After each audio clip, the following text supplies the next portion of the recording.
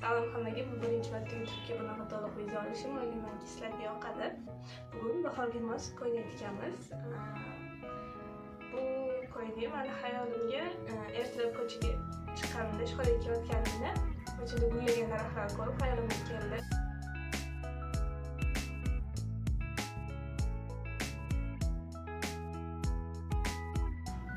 Konkret ishxonada shunaqa material bor edi. Klientimdan chiqqan material medud. Bularni ko'radigan joylarga hali vaqt bor. Oldindan chiqib qo'ygandim materialni. O'sha materiallarni o'zimga ko'ylak olishga qaror qildim.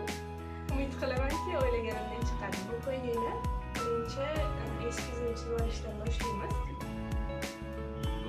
Bunaqacha qiyin xatoni tanlamaganman, o'ylamaganman. Bahoriy, yengil xizmati.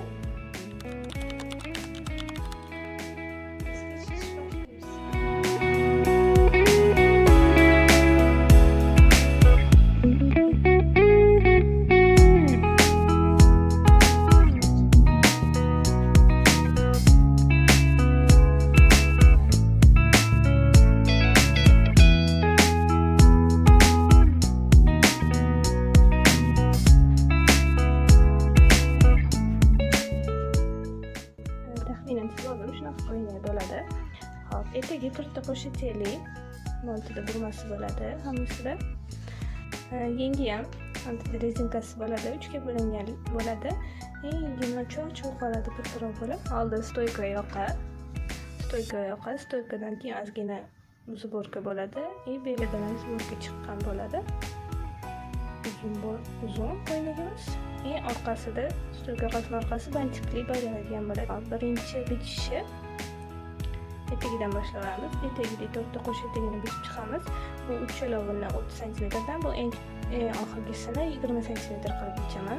Etagini bichaman, keyin yengi, keyin tepasini bichaman. Ichiga shunaqa atlas oldim. Ustidan